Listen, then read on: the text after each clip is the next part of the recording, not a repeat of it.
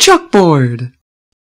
Hey everybody, guess what? It's me, Taoist Jericho, and it's Wednesday, January the 16th. And I don't know if you know this, but up here in North America, Januaries are pretty cold. Especially right now, outside this window, it's icy, and it's freezing. So, I decided to come up with a list of, things you should and shouldn't do when you're stuck, alone in your room because of cold weather. So I'm going to start us off with the top 5, move to the bottom 5, and then give out the special Golden Ham Award, or Samuel's Specialty Pick, which is, not really my say, but someone else's, or Samuel's, to be specific. So, let's start us out with the top 5. Number 5. Reading. I know what you're going to say. I don't like reading. Reading's hard. It's not my thing. It should be your thing. Reading's good. It's one of the most diverse and immersive experiences you're ever going to have. Finding a good book that's, kind of tailored to you, because I guarantee there is one. There's a lot of books out there. A lot. It's nothing like you've ever done before. It sucks you in. It lets you make things with your mind without even knowing it. It's like a guided tour of the most interesting thing in the world. And it's addictive. Once you read one book, you're going to want to read another, whether it's the rest of the series or a series by a different author entirely.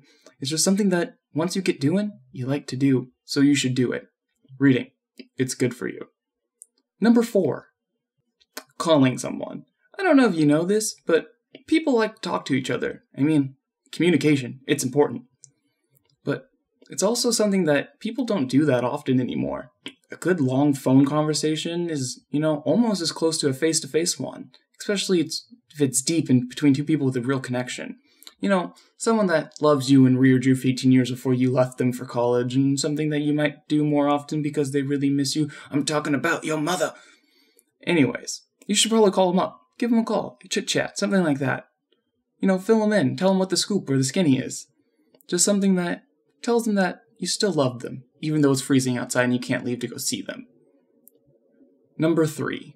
I know that you know what this is already, and I know that you don't like it, but it's something that's on this list for a reason. It's something that you should be doing. It's called your homework. Doing your homework is one of those things that people like to put off, high schoolers especially. College kids, you're not exempt from this at all.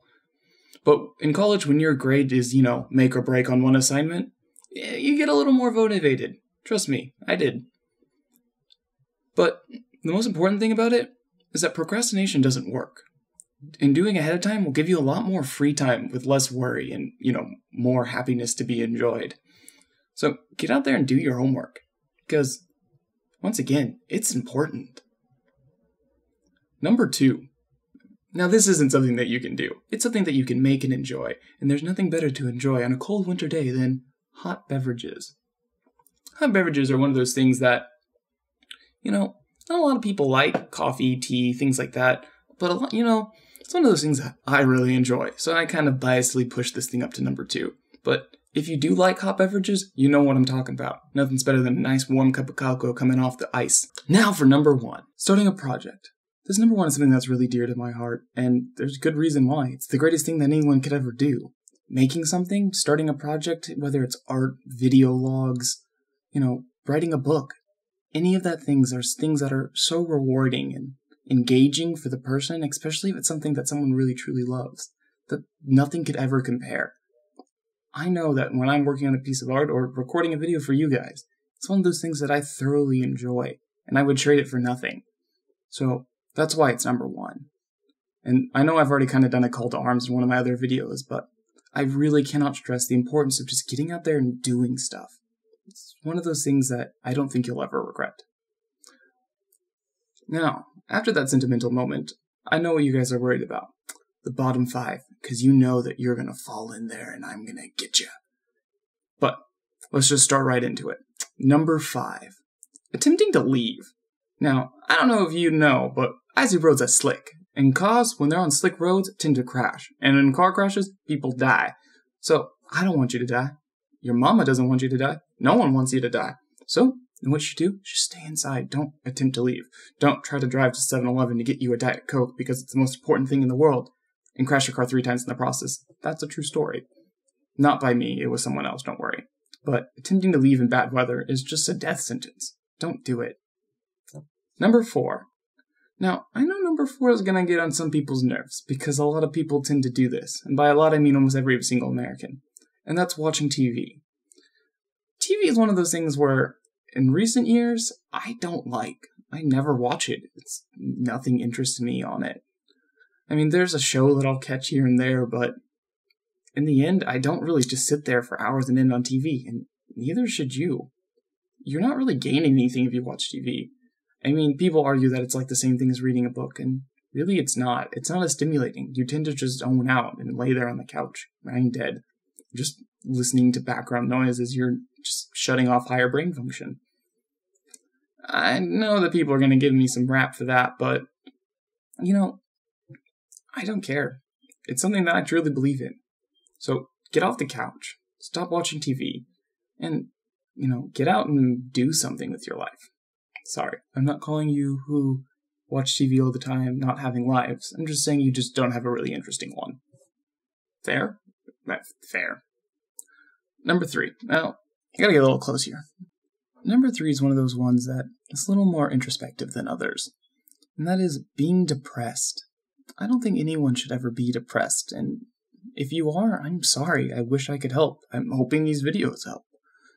But being depressed and, feeling that lethargic melancholy that prevents you from really doing anything is one of the most troubling things that anyone can ever have. I know I could have it at times.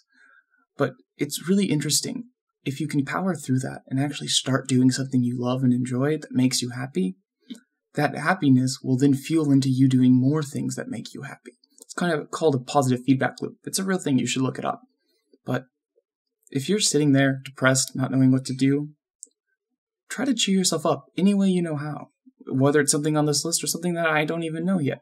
But trust me, if you can make yourself happy, or you can find things that make you happy, you'll be happy. And that's really what anyone ever always wants. Number 2, the internet. Now I know what you're saying. Jericho, isn't that a little hypocritical of you? You're obviously on the internet, telling us not to be on the internet. I know, I'm kind of torn between this one, and it's kind of weird. I love the internet. It's an infinite source of information and entertainment. But it's also a huge time suck. And I find myself, really hating myself when I spend 6-7 hours on the internet doing really nothing productive. When your favorite YouTube playlist runs out, or your subreddit forum is, finally coming to an end, or you're getting close to the last page on Memebase, and getting upset because you have nothing else to waste your time on, it's a little sad, and quite frankly, I'm disappointed in myself when I do it. So, being on the internet is okay, but being on the internet for 16 hours all by yourself, I'm a little worried for you. And I'm a little worried for myself, truly, because I'm on the internet a lot. But it's number 2, and it's important, so I need to change my ways, apparently. The worst thing that you can do while snowed into your room, trapped due to cold weather, is nothing. If you're doing nothing, then you're literally wasting time. There's so many things you can do in this world, and I'm not going to go on a huge rant telling you that doing nothing is awful and terrible, because it is. I mean, we all know it. Sitting there not knowing about what to do. I'm sorry. Please, do anything on this list. Even the bottom 5 is better than nothing. So, I'm done with that, and now it's time for something even better. The Golden Ham. Oh! So, the winner of the Golden Ham is Samuel. Tell the people. What? I have to agree with Samuel on this one. Catching up on some well-deserved Z's is something that all of us probably need at this point. We're a culture of insomniacs, just the internet's ruining us, trust me. And there's nothing better than a nice rejuvenating nap. So if you're really just have nothing to do, curl up, get warm, go to bed. Wake up in the morning feeling refreshed and ready to take on the world. Okay, that's been my top 5, bottom 5 of things you do when you're trapped in your room due to Yetis, cold weather. And I'm off.